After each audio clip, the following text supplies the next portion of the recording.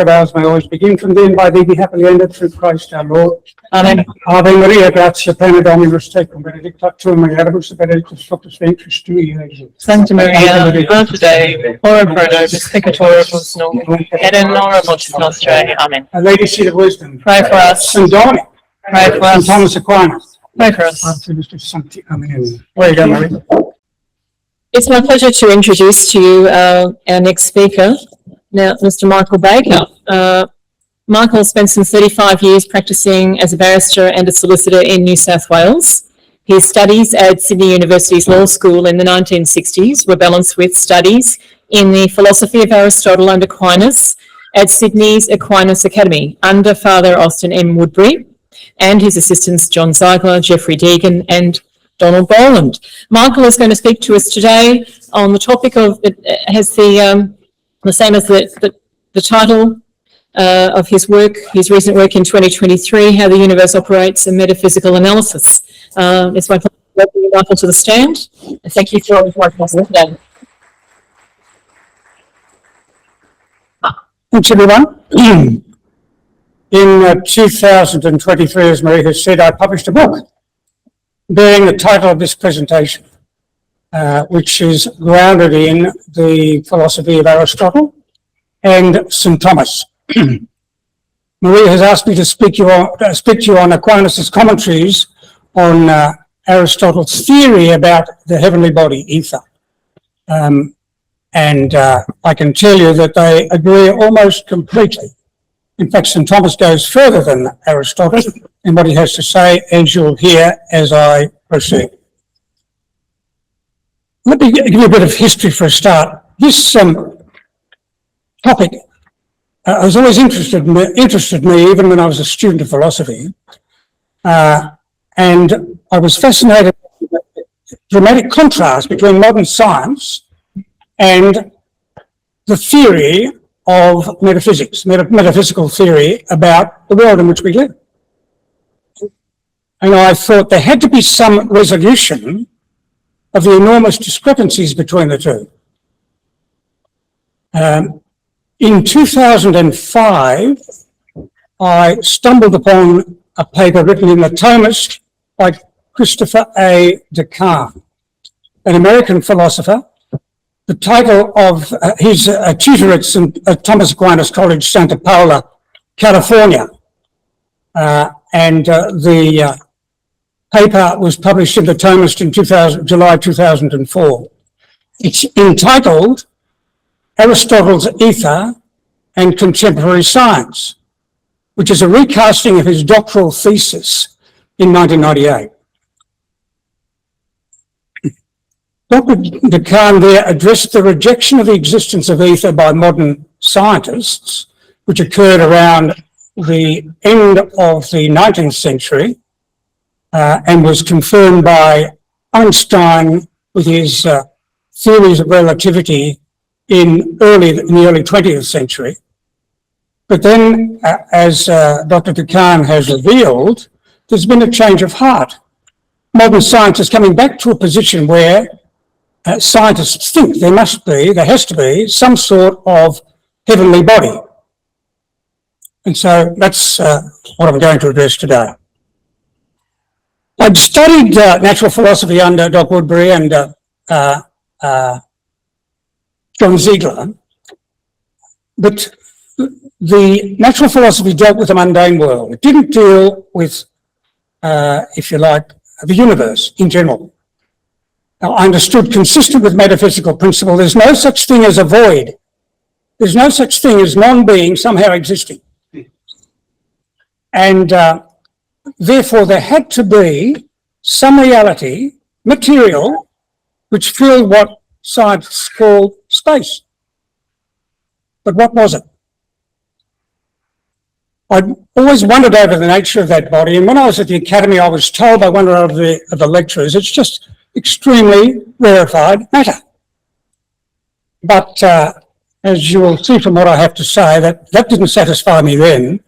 And when I read Dr. Descartes' revelation of what Aristotle and St. Thomas had to say on the topic, I no longer had any doubt at all about the fact that what this body is certainly not greatly rarefied common matter, the way we would perceive it.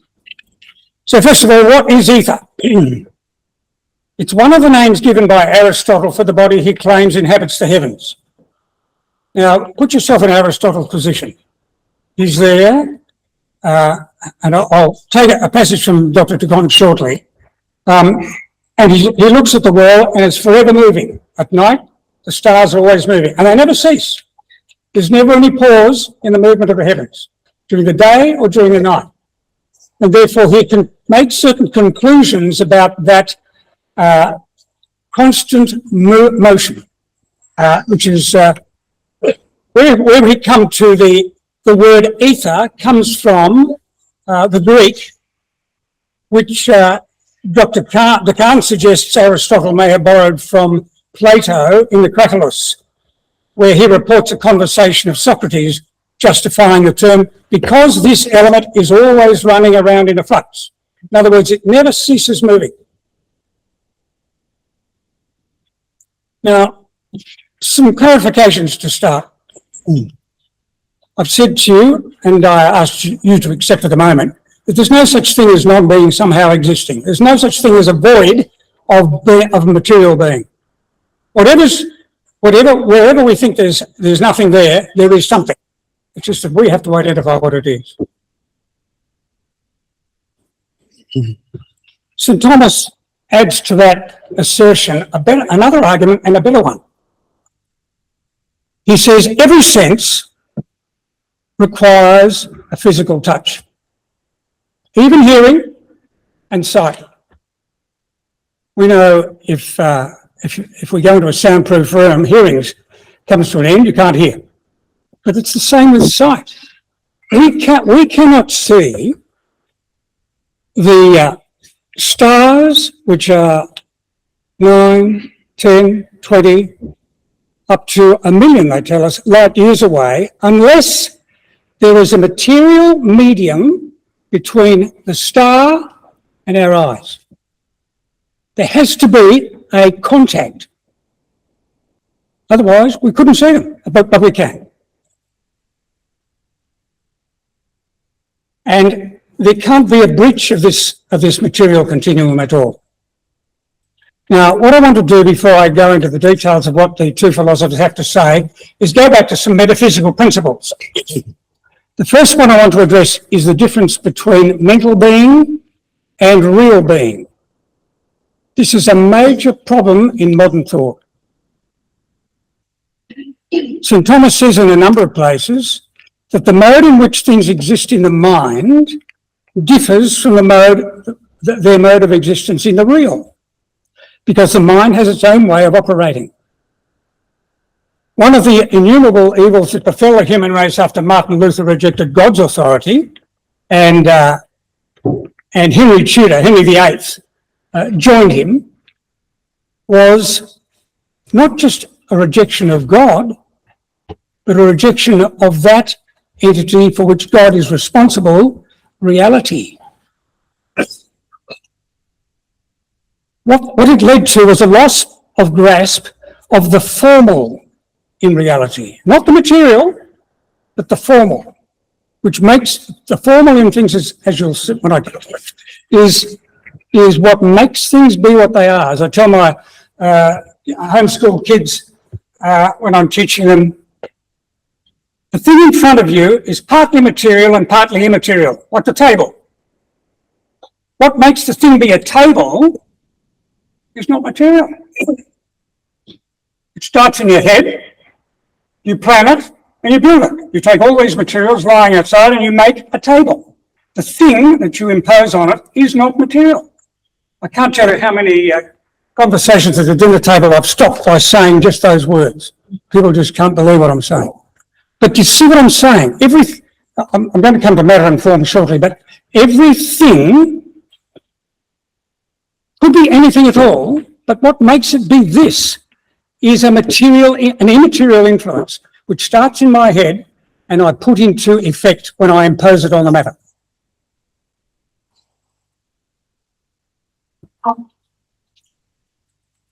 Now, this issue of the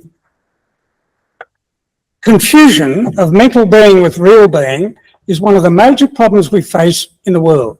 And I'll come to that as I go on, but it's especially the case with scientists.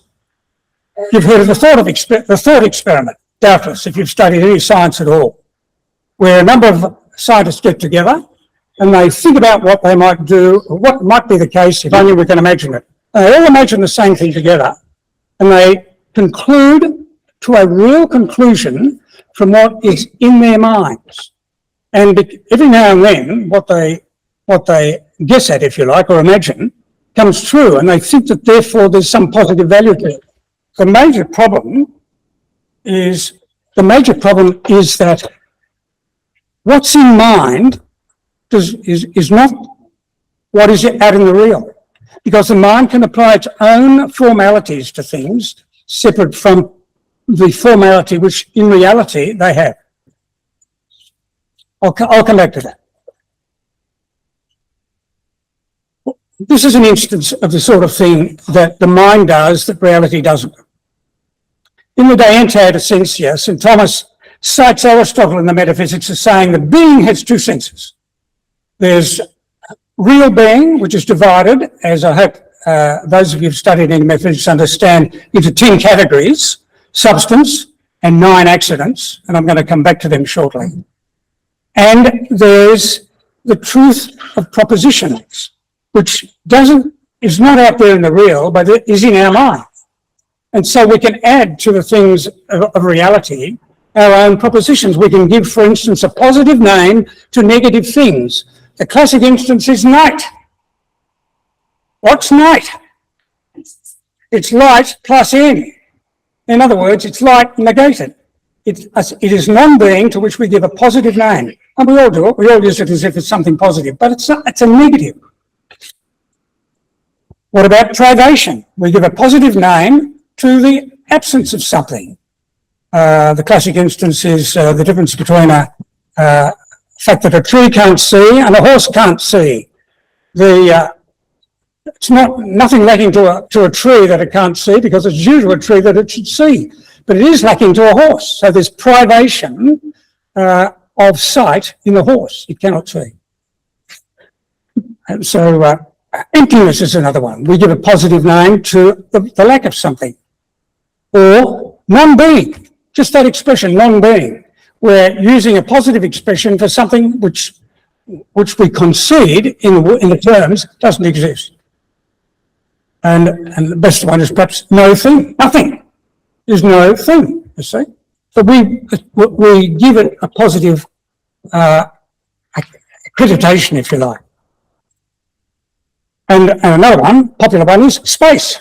Space is where there's nothing.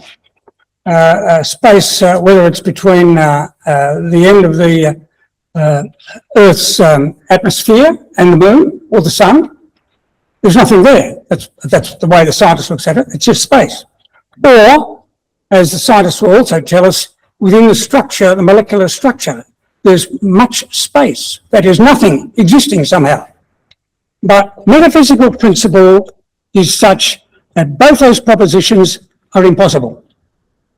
If there is a place between us and the moon, between us and the sun, it has to be filled with something. I just want you to keep that in your mind. And as with a molecular structure, one of my scientific friends says, if all the space in things was removed, I think he says the Earth would be reduced to the size of an orange. Now, that's nonsense, as I will proceed to show you. There has to be something there, and not only there has to be something there, but it has to be constitutive, whatever it is. Let me go to the categories of being. I hope that you are all somewhat familiar with the fact that there are 10 categories of being. Substance is a thing which exists in its own right. I'm a substance, each of you is a substance. And accidents, there are 9 accidents. Quantity, which gives you a body. Quality, which affects you in innumerable ways. Colour of skin, complexion and all that sort of thing. Relation, which is a be towards, not a being, but a be towards. If you're sitting next to someone, you've got the relation to sit beside you, which reminds me of and it just shows how little reality there is in relation. I've always dreamt of climbing Everest. There was a time about 30 years ago when I found myself sitting at a bench with Sherpa Patimba, who had climbed Everest. I was sitting beside someone who climbed Everest, you see. I mean, the reality is so minor, isn't it? I'm just sitting beside him. Father and son, you see. It's a relation, a be towards, father to son, son to father. And then the others are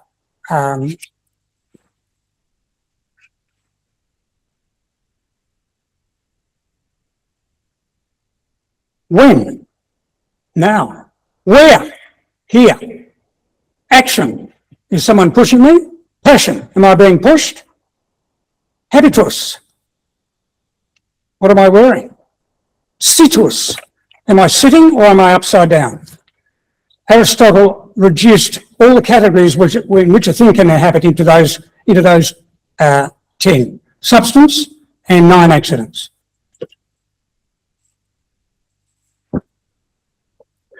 Now, again, I hope that and I know I'm flogging the obvious for those of you who've done metaphysics, but it's important that we understand where we're arguing from. Do you all understand the difference between intrinsic and extrinsic causes? Yes? No? There are 4 causes, Aristotle says. There are only 4, there are no more than 4, there are no less than 4. And each of the causes is essential to the thing, and it's also essential to every action we perform. There are 2 causes which are intrinsic to the thing.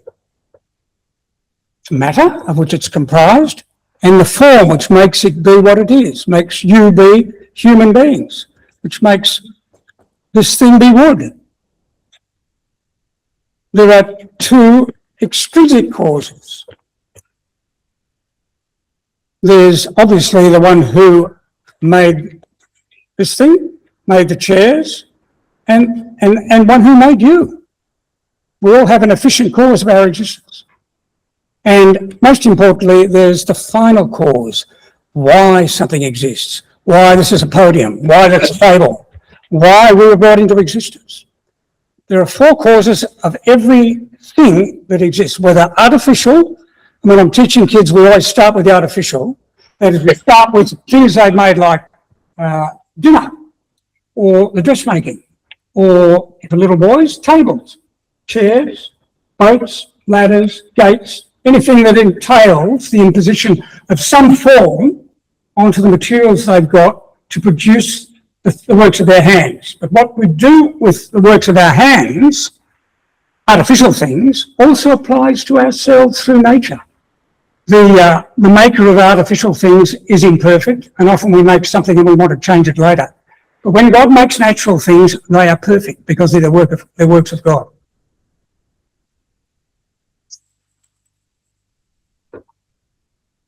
Now, I should point this out too. Not only are things, do things have 4 causes, but actions have 4 causes. John Ziegler used to use this instance. He'd say, you're whirling your hand around your head. What are you doing? You're whirling your hand around your head.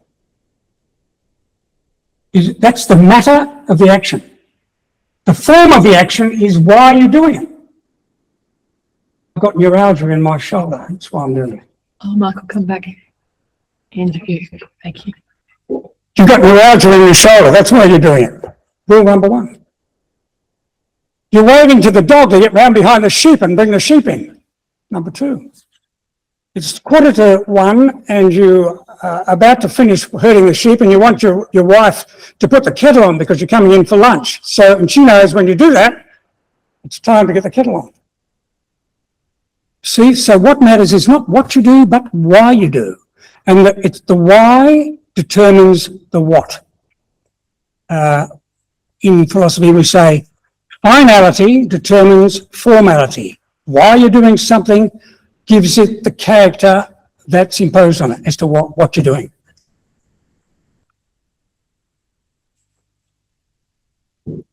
Now, the next thing I want to deal with is this, because it was highlighted in the works of Sir Isaac Newton, which I'll come to shortly. And that's this: the fact that you can calculate something does not mean that you've identified its causes. A classic instance is Albert Einstein with his theory of relativity. With an amazing genius of mind, he determined how reality operates. And the whole world thinks that he's established its causation. He hasn't. All he's done is tell us how it's to be calculated. And he's done it with great genius. I say to people who tell me that, now I'll come back to that issue. It's an illustration which will fit in later. Anyway, so calculation is not the same as causation. I'm going to repeat this as I go through the paper. The next thing I want to talk to you about is the doctrine of analogy. Marie, your kettle is boiling over.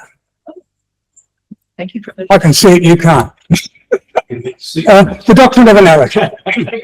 When I give a name to something, as I give to Marie or myself or Patrick, the name man, I'm using the word univocally.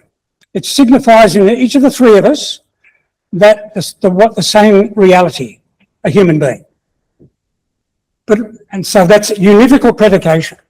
I can use a word in a fashion which is completely different. I can say that I can use the term cricket. Classic instance. Peter will be recognising I'm using classic instance here. Cricket said of the insect and cricket said of the game. There's no unity between them at all, except the name. Well, there's some slight community because they both involve animals. Or board said of a plank of wood, or said of a committee that's running a company or running an association. There's no community at all, you see. So the word is, the term used in such a setting is called equivocal. In other words, equal voice. The voice means something completely different. But there's a third way in which we can use a term, and that is analogy. I can say that, for instance, there's the term healthy. I can say that good food is healthy, or exercise is healthy, or running around the block is healthy, or that a normal functioning organic constitution is healthy. And in only one of those four am I speaking the truth. Only the normal functioning organic constitution is health itself. The others are all attributes or signs or marks of health. And so I'm using that term analogically in what's known as analogy of attribution. I'm taking one and applying it to all the others. And we all do it. But there's another way in which we can use analogy, and that is to say, for instance, that the term, the predicate good, when we say a pie is good, or a dog is good, or a man is good, or God is good, we're using good in a fashion which depends on its context. And so it's the goodness of a pie is in relation to sensible appetite. It's something that suits me. The goodness of a dog might be because he knows how to round up the sheep or knows how to collect the duck we've just shot out of the sky. The good of a good man is to do with whether he lives according to the rule of morals or not. Doc Woodbury used to say, it's one thing to be a good cricketer. It's a much more important thing to be a good man. Or we can use good in relation to God, who is goodness its very self. So each use of the term depends on its setting in which it is. And as you'll see, they're all dramatically different. In fact, Doc Woodbury used to say, they're some ways same, some ways unsame, but more unsame than same. Now, next I want to deal with the categories of potency and act. The best way to look at these two, this is St. Thomas's consideration of being.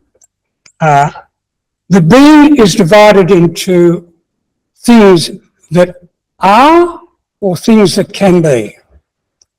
The instance we usually use is between John Patrick and his dog. Newton is a philosopher. Newton is an astronomer, I should say. John Patrick can be an astronomer. John Patrick's dog, Shep, can't be an astronomer because he doesn't have the potency to do so, because he doesn't have intellect, you see. I've mentioned the difference between reality and the mind. The mind can add another category, and that is the category not just of potency and act, but of non-being. The late Father Gregory Hess, whose tapes I recommend to every one of you to listen to at some stage or another, uses this illustration. He said, in act, I'm a priest. In potency, I'm Pope. Although the prospects of being Pope are zilch, he used to say, using his Bronx accent. But in no way am I a mother. Now, you see, there's the mind applying an additional category, quite apart from the categories of reality. The next distinction I want to draw to your attention is the difference between chronological and ontological. Two things can happen at the same time, and yet one will be prior to the other. Think about this. God created the fishes and the sea. Which did he create first? The sea. Why? Because the sea is a condition of the fish's existence. Now, the church teaches, I don't know if you're aware of it or not, that Almighty God created everything at once. Simul is the expression used, at once. How then did it occur, as says later in Genesis, that he created things over 6 days? St. Thomas has solved it. I'm not going to deal with it now for you, other than to say that he distinguishes between things created in potency and things created in act. Here's a good illustration. You go out into the desert, it hasn't rained for 20 years, and a huge storm comes through, and all of a sudden, there's flowers everywhere. Where have they come from? The seeds which were lying hidden and potential in the soil. You see, potency and act is the most important way of looking at reality, and St. Thomas is the man to talk to on the subject. All right, well, that's all the preliminaries. I now want to go on to the topic while I'm here to tell you about these. Before I do so, I'd say this. If anyone's interested in the topic, start with the Thomist. If you can log on to the Thomist, get a prescription to the Thomist, go and have a look at Dr. DeCahn's paper, which was written in 2004. It's in the July 2004 edition of the Thomist. The number is, I think it's 63, but I can, if you get a hard copy of this paper afterwards, you can look at all the references I'm going to give. So there's no need, you don't need to make a note. But Dr. Kahn's paper's in 3 parts. The first 2 are the ones I want to address to. The third one deals with relativity and with what's it called? Quantum theory. And it's way beyond my ability, but he's a master of both, so he has something to say about it. But the first 2 are the ones that I want to focus on. Here's what Dr. Kahn says about ether. The principal datum of nature that Aristotle wishes to explain with ether can be experienced firsthand by spending the night under the stars and watching their motion as the night hours pass. One finds himself at the centre of a perfectly circular pilgrimage of stars travelling from east to west, as though each of the heavenly bodies was embedded in a dark orb revolving around the earth. This nightly and related yearly uniform circular motion of the stars should provoke a question. Why?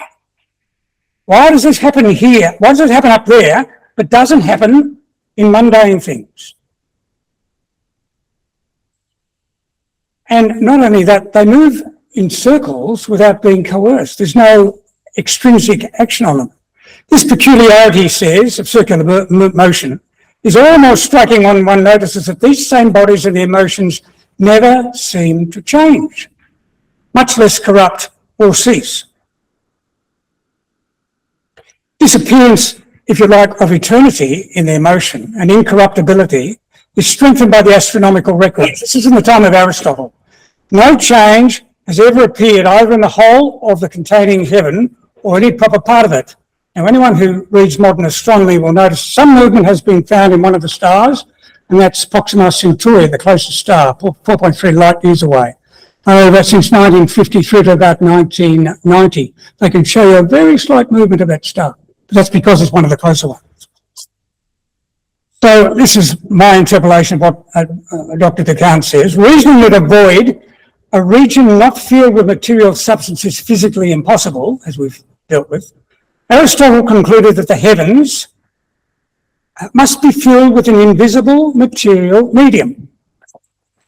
This is Dr. Kahn continuing. Not only are the stars and planets made of a different kind of substance, he inferred, but given such perfect transparency is present in something that manifests no signs of downward or upward movement, but either is perfectly yielding to the visible circular motion of the stars and the planets, then this matter that surrounds them must be that much more elevated than the matter with which we are familiar.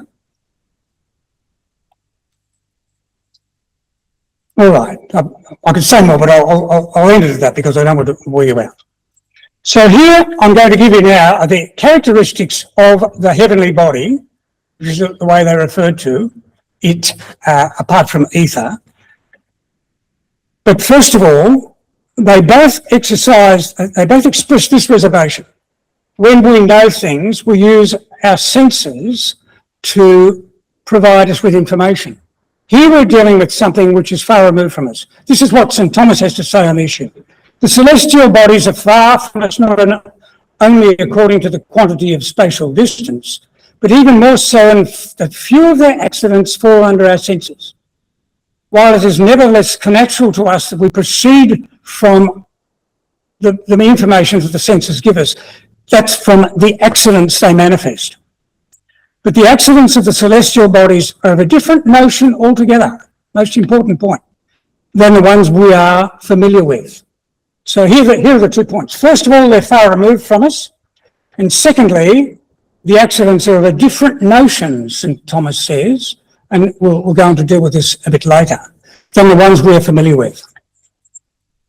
Now, notwithstanding such limitations, because we're talking about philosophers, we're not talking about experimental scientists, they can adduce a great deal from what they observe. See, the scientist is concerned with things material, and he works from the effects they manifest to the thing. That is, he works inductively, upwards. But the mathematician works the opposite way. He works from the thing down to its properties. For instance, one who was completely ignorant of a triangle had drawn in front of him a plane figure bounded by three straight lines, might, with a bit of work, deduce its various properties. And if you've all done Euclidean geometry, you'll know exactly what I mean. It's always capable of inscription within a circle. The internal angles are equal to 2 right angles and the external angles to 360 degrees. That the area inscribed is calculable as half the base by the height. Should one of the angles be a right angle, the opposite side, the hypotenuse, will be the diameter of the inscribing circle. All those things a bright student might work out for himself, as Euclid did when he produced his geometry in relation to the triangle. But what the mathematician does, he deduces from the thing itself. Now, in the same way does the philosopher operate. He doesn't proceed like the experimental science upwards. He proceeds from the thing itself and deduces properties which seem to flow from what he's observed. The names. Aristotle calls this body the first body, or ether, or the heavenly body. But St. Thomas adds another title. He calls it the first altering body, for reasons which we'll come to as we proceed. Right, here are the properties that the two have deduced. I'm not going to give you the authorities other than to say that they're in the book called the De Caelo and the commentary on the De Caelo, which is Aristotle on Heaven and St. Thomas's commentary on the book of on Heaven, and various others which I'll mention if it's necessary as we go. The first property they deduce is that this heavenly body has its own proper motion, and that is circular motion. Circular motion is perfect because it has no contrary. It doesn't go up and have to come down again. It doesn't go down and have to go up again. It is constant because its beginning and end are the same. This perfect motion is indicative of the nature of the entity or element which produces it. If it produces circular motion, then it must be superior to bodies which can only produce vertical motion or descending motion. Although the properties, see anything which is on this planet can only operate in one plane at a time. It can as the rocket ships, like the Artemis recently went up and then it came down. It can't go in every direction at once, and I'll come back to this as one of the characteristics of ether. But this body, which produces this circular motion, Aristotle and St. Thomas concluded must be superior to any body which produces mundane motion, if you like. The motion we produce on Earth in a racing car, for instance, goes around circles and so forth, and around a racetrack. True, it goes circular sometimes, but most of the time it's going straight, and then it's got to adjust all the time for the opposite influence on it. This element, which they called ether, they concluded must be distinct, different from the four elements. At the time, there were only four elements: earth, air, fire, and water. Today, when I was at school in 1955, there were 92 elements. Today, there are 115. Am I right, Marie? 115 elements. Top of my head, but certainly a lot of, more. There were 115 elements, but you see, they only had four, and it was four from Aristotle right through to St. Thomas. They hadn't developed any. I think it was Empedocles that denominated the four. Two of them, air and fire, go up, and two of them, water and earth, go down. So life was pretty simple, you see. We all know, of course, that there's hydrogen which goes up, helium goes up, and the heavier ones like lead go down. But anyway, the important thing is they conclude that this element must be of a different nature to those four elements. And if they were alive today, they would say there may be 118 elements, but this element, ether, is still distinct from each of the 118 elements or of anything of which they're comprised. They conclude that this element is moved by an intellectual substance. That is, there has to be a cause of all movement, and in particular this movement. Aristotle says it's in the Metaphysics, if you get into the Metaphysics, and it's said explicitly in the De Caelo. So they've got an intellectual substance is responsible for the movement, and they've got the thing which the intellectual substance moves. Just to go back to the last lecture given by Peter, it's gone out of my head, it'll come back. All right, this element is ontologically prior. Remember I talked about ontology and the ontological character being superior to the, or did I distinguish between chronological and ontological? No, I didn't. I beg your pardon. I got distracted. The difference between chronological and ontological is this. The illustration I was talking about John Pat, wasn't I? Running, I didn't fill it out. John Pat's chasing a ball, the sun's behind him. In the order of motion, The ball comes first, his shadow comes second, and John Pat comes third. In the order of time, they're together. In the ontological order, the ball's only there because of John Pat, and so he's prior to the ball. And the shadow can't exist without John Pat, although he can exist without his shadow. So he's ontologically prior to both the other things. So there's the ontological order. That's what I mentioned. I was just dealing with how things can be made at the same time and one can be prior to the other. Anyway, in the ontological order then, both philosophers say that this element is prior to all other bodies.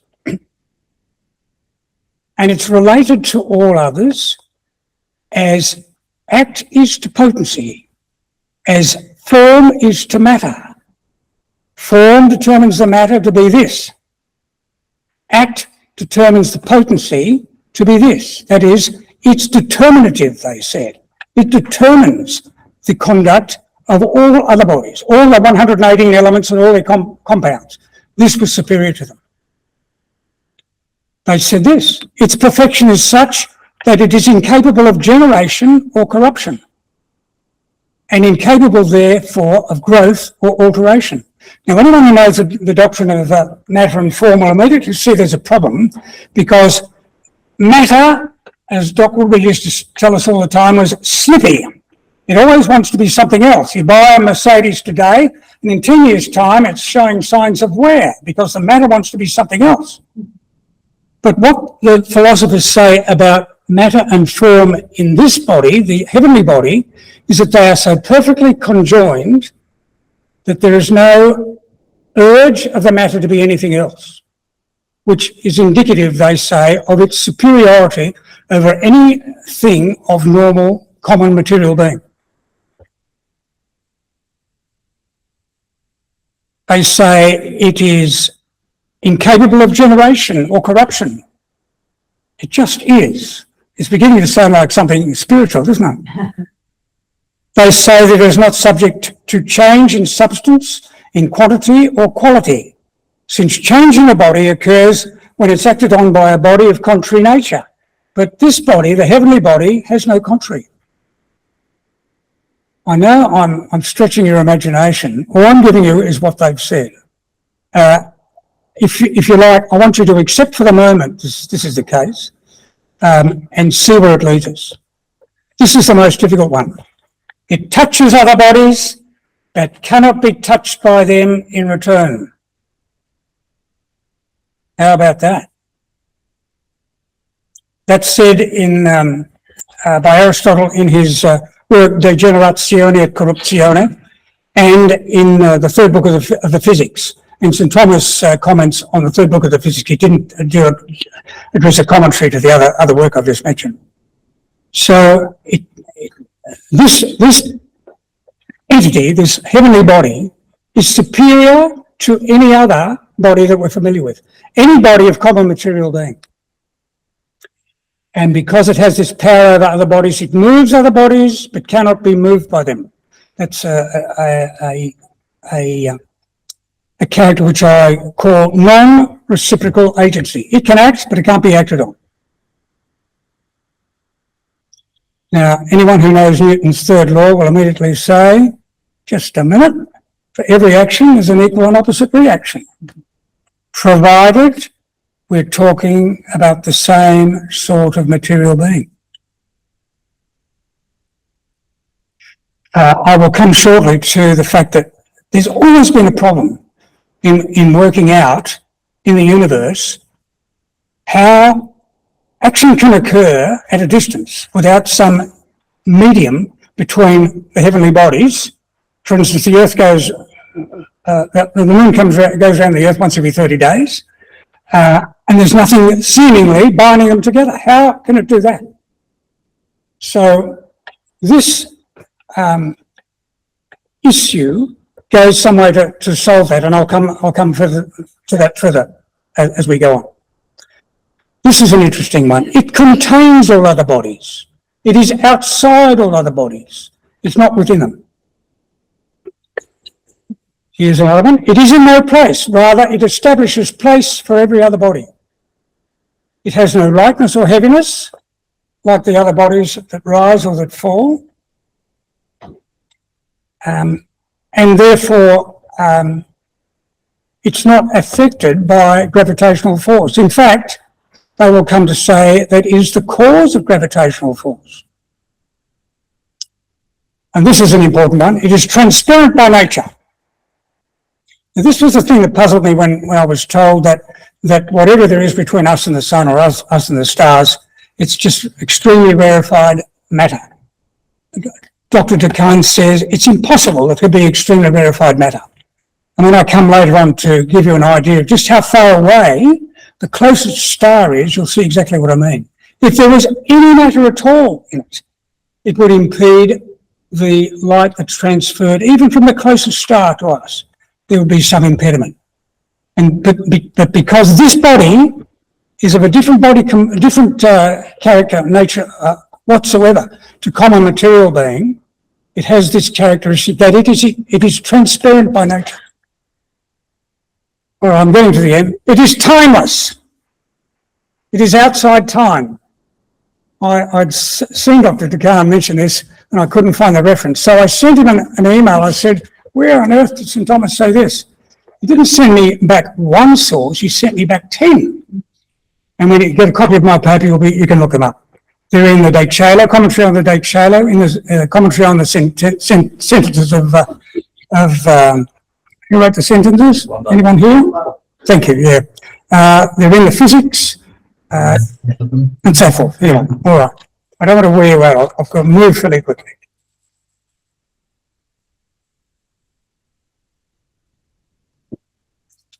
Now, these are the things that occur to me. Notwithstanding the views of modern science and their thinkers, the doctrine of causality is universal.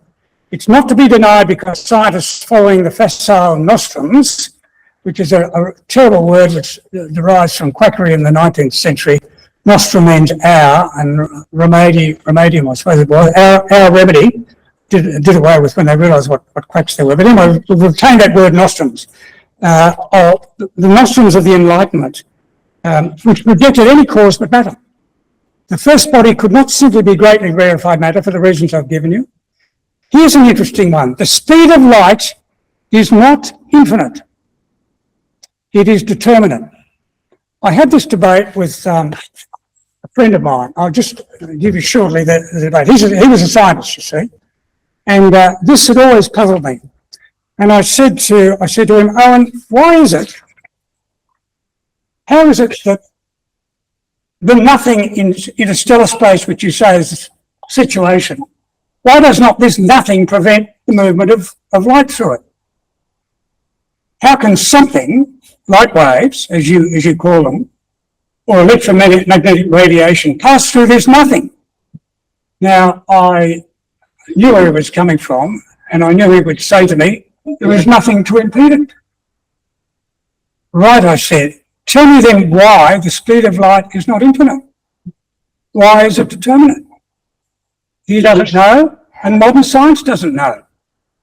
But if there is a material body through which it has to travel, then it's that material body, the heavenly body, ether, which determines the speed of light.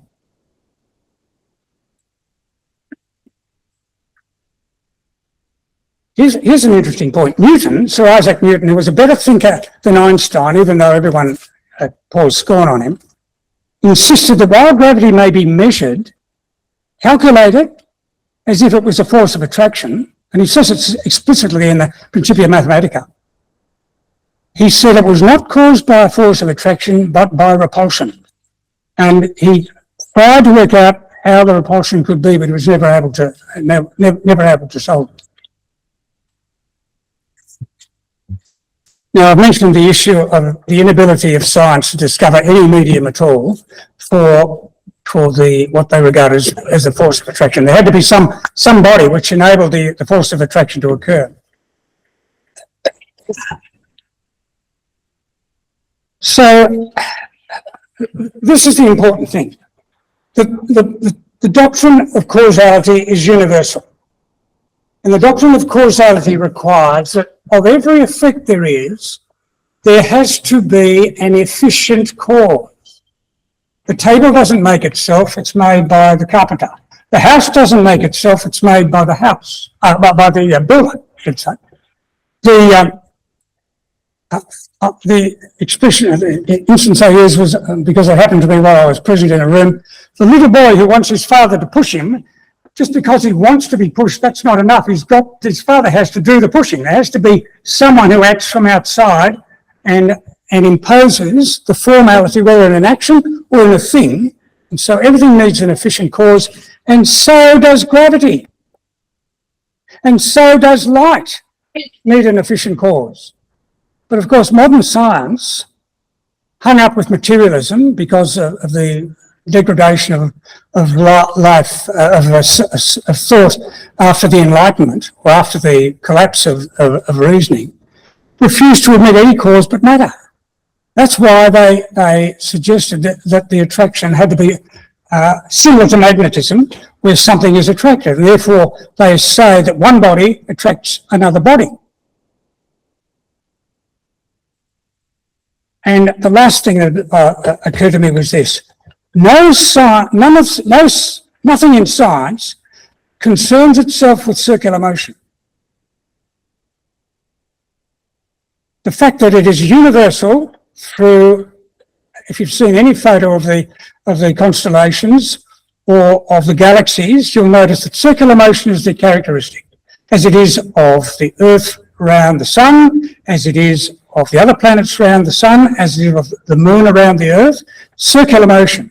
Now, circular motion for Aristotle and St. Thomas was diagnostic. They saw it as indicative of the cause of the circular motion, and I've already mentioned to you how they came to the conclusion it was this heavenly body that was responsible for the circular motion. Am I going for time, Marie? We're okay. We're hoping. All right, okay. We've got another 20 minutes to conclude Q&A. So, This is something that I discovered, additional to what Dr. DeConner discovered, that Aristotle says that the circular motion observed in the heavens does not operate from the centre, but from the periphery. St. Thomas agreed. This is completely counterintuitive to everything that happens on Earth. Before dancers can dance together in a circle, they have to join their hands. If you want the wheel on your car not to fly apart, it's got to be connected to the hub. Everything on Earth, under gravity's influence, operates from the centre out. But the opposite is what happens in the heavens. Think about the movement of the moon around the Earth. It happens not because there's any connection to the centre, but as the philosophers say, from the outside constraining the motion. And it does so with enormous precision. There's only a split second that is a discrepancy in the rotation of the Earth around the Sun every year. Here's another philosophical principle: D follows B.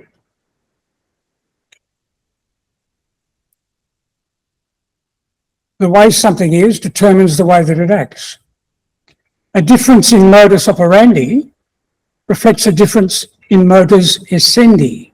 The way the thing is determines the way it will operate. If this thing acts from the outside in, not from the inside out, then that is significative of its superior character to anything we're familiar with. That realisation is perhaps the greatest thing that I got out of studying the whole topic. That this body, which is completely foreign to us, not only because we can't detect it, but because it operates in a way which is utterly superior to any earthly body, must operate in a way which is completely different.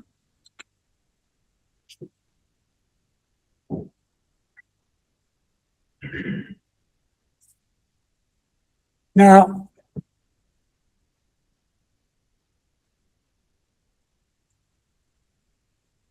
in Einstein's theory, Einstein's famous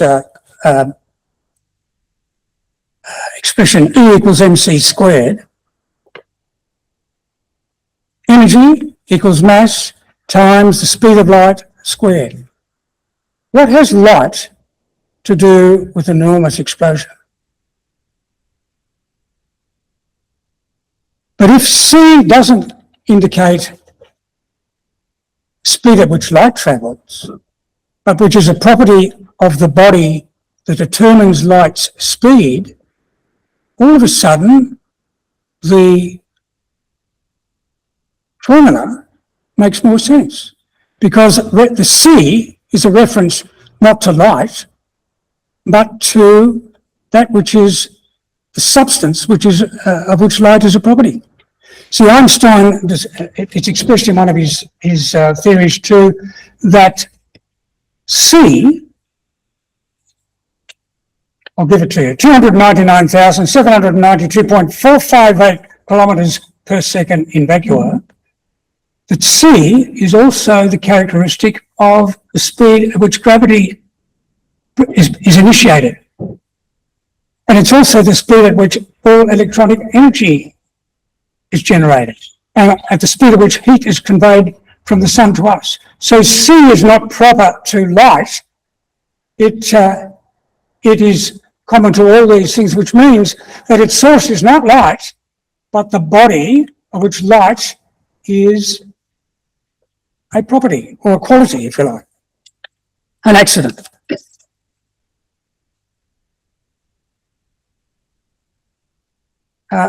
This further element occurred to me. I have to say that this is my theorising, and I don't know that Dr. DeCahn agrees with me or that Don Boland agrees with me.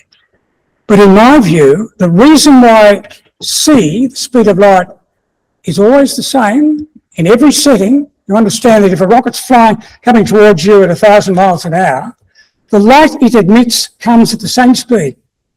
If it's going away from you, the light it emits comes at the same speed. If it's going sideways, the light it emits comes at the same speed. But the reason that this speed is fixed is because the entity that emits it doesn't move, is motionless. Now that's hard to get your head around because we're used to things around us moving all the time. But if that's right, if this entity, which is the substance of which light and all these other characteristics are accidents, then it, the substance, determines how they operate. And if it's motionless, in every setting, so I'm talking about a rocket going from here to Venus at 22 kilometres per second, the ether around it, even though it's moving through space at that terrible speed, is motionless. Now I accept that you're going to find that hard to accept, but that, it seems to me to be, is the one way of explaining why C is fixed. A friend of mine has wanted to say to me that he's heard that the speed of light is variable. And I said to him, I wouldn't promote that theory because next time you fly to Charles de Gaulle Airport, since the aircraft you are flying in depends upon Einstein's theories, you may find the plane will end up landing you in the English Channel. We depend on Einstein's theory of relativity in lots of different things, especially to do with space travel and so forth. But all of his theorising that everything was relative was based on one fixity, C, which he says is the speed of light, and I say it's the speed at which a heavenly body determines the propagation of its accidents.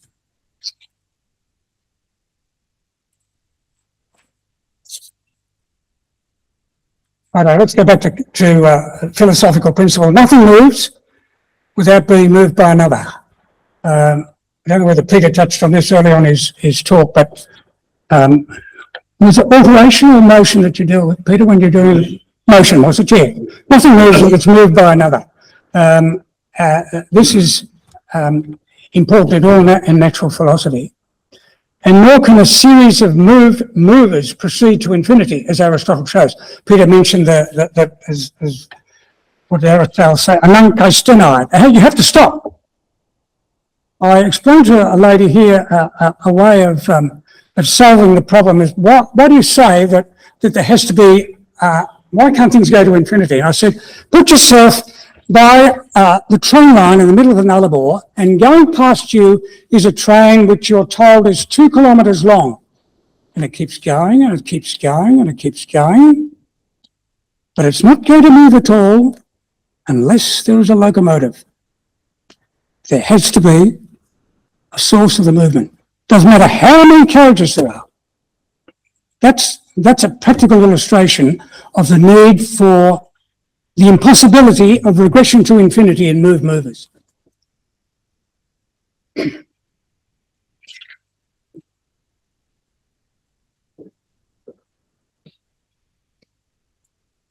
All right, I don't want to bore you silly, so I'm just moving quickly over what I'm going to say. I better tell you about the Michelson-Morley experiment. In 1887, there were two scientists from Case Western Reserve University in Cleveland, Ohio, who designed an experiment to determine the speed of light. And actually what they were trying to determine was whether ether had any characteristics which were discernible. So they shot light off at one angle and shot light off at another angle, and they used mirrors to bring them back to a focus. And they reckoned that if there was any out of phaseness in the arrival of the two light beams, it would show that the body through which it had travelled, ether, had mass, and therefore they could say, yes, it exists.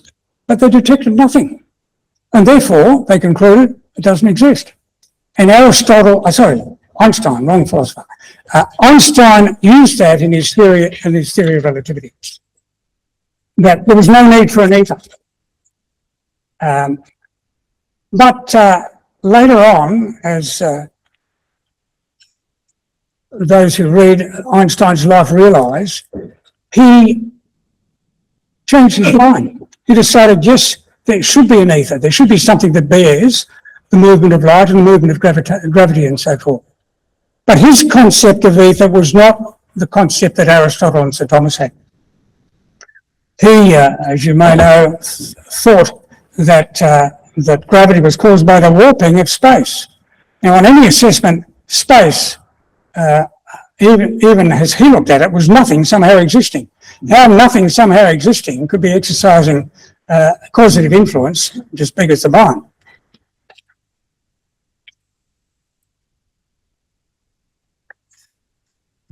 But Dr. DeConn has mentioned how in recent years, in the last 40, 50, 60 years, science is coming back to the point where scientists think there has to be some sort of body there, even though it can't be detected. And that's what he addresses in part 3 of his paper, and I'll leave that to your joy when you download a copy. Einstein, towards the end of his life, changed his tune. In fact, having immersed himself in the materialism of Hume and of Mach, he came to the end almost to acknowledge God's existence. This is what he said towards the end of his life. I have no better expression than religious for the confidence in the rational nature of reality and in its being to some degree accessible to human reason. When this feeling is missing, science degenerates into a mindless empiricism. That is, he acknowledges that the universe seems to acknowledge the universe is the product of some overarching mind whose order and intricate subordination resounds with the intellect of the scientist as he's making his inquiries. Incidentally, just to go back to Peter's talk, the mark of intellect is order. If you go away today and think of nothing else but that, you're ahead of the game. Order is the mark of intellect. If you see order, you know there's been an intellect involved. And that's why Aristotle and St. Thomas noted the order in the universe and said there had to be an intellect behind it. That's why they say there has to be the author of reality has to be an intellectual being. Righto. I won't bore you with how I came to be interested in all these sorts of things. I'll just move on. Well, this is important. I mentioned it in passing. One of the scientists remarked how light in the universe goes in every direction, and yet one light beam doesn't interfere with another light beam. Good point. It shows the superiority of the element through which it shines. I took the view, and I maintain the view, it may well be that light is per se invisible. We only see light when it hits what's known in Latin as a corpus terminatum, in other words, a body, whether it's a solid body or whether it's air illuminated by it, or in the source. Think about it. Do you ever see light itself? The next thing is, as I've said, the force of gravity in relation to the heavenly bodies, I'm talking about the stars, planets and so forth, does not operate just in one plane as happens with bodies of common material being. The rocket ship can only go in one direction or come down, but ether being a superior body acts in every plane. And that's why every body in the universe is spherical, because the influence from outside is from every direction and compacts the thing into a sphere. I'll mention it later, but this is the thing that occurred to me when I thought that it can't be that in the universe and not on Earth. And this occurred to me. You take the kids outside with a bubble bath and you get them to blow bubbles in soapy water. Instantaneously, there is the evanescent miracle of spherical form. It's not enough to say, as the average scientist say, oh, that's caused by surface tension. When you're building a house, the fact that there is in the materials lying out the front yard a disposition to be a house doesn't make it a house. There has to be an efficient cause. So with a soap bubble, there has to be an extrinsic efficient cause. We can't see it, but if that miracle is produced instantaneously, it has to be operating. I'll give you two other instances. Lead pushed out of a shot tower and allowed to fall 100 feet forms what shape? Spheres. And you go out in the rain, and before the rain hits you on the face, what shape is the rain in? Spheres. What causes the rain to fall in spheres? What's the extrinsic force, the efficient cause that makes them to be spheres? This is the way I reason to say, and I found St. Thomas agreed with me, that the ethereal body doesn't just operate in the universe, but operates here on Earth.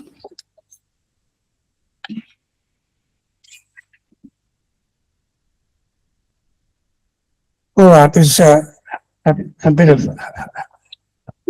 complicated which I'll pass over.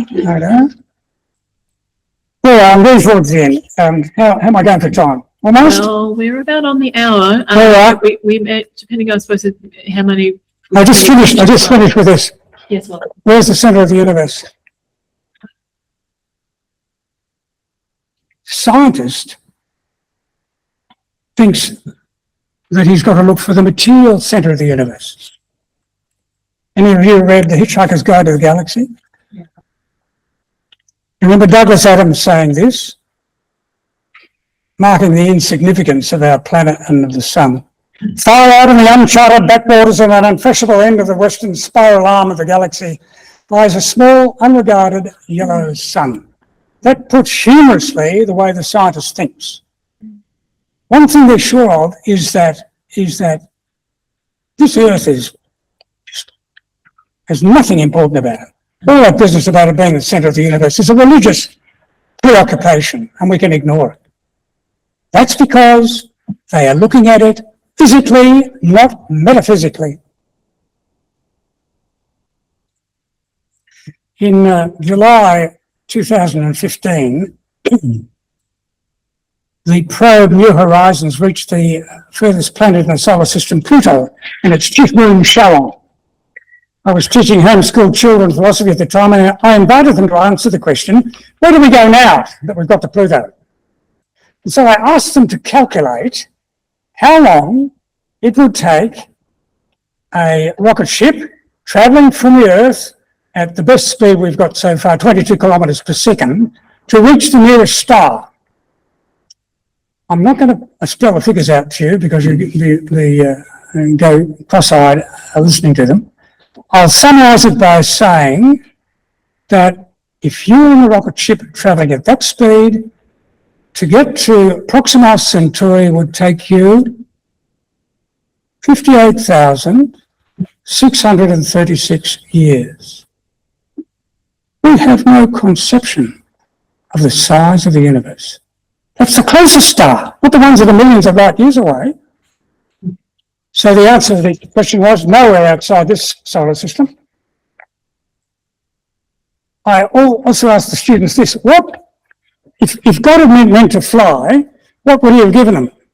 And the obvious humorous answer is wings. But we do fly. So what has he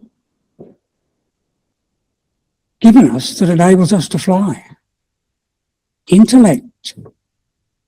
I flew for 8 years in little planes, and I realised that what I was doing was what a bird does after 3 weeks of fledging, and it was taking me months and months and months of study and practice to do what they did instinctively.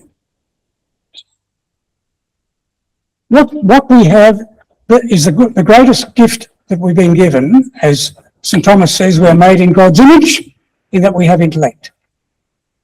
When, this is another illustration I use with the kids, the woman you're travelling along and there's a lump on the road ahead, the dog's in the back.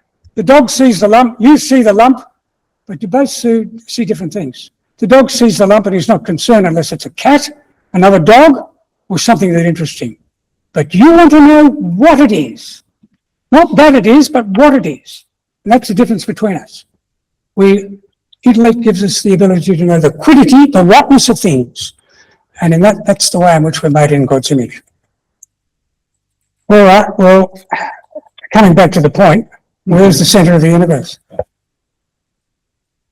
There's only one place that we know of where there is intellect.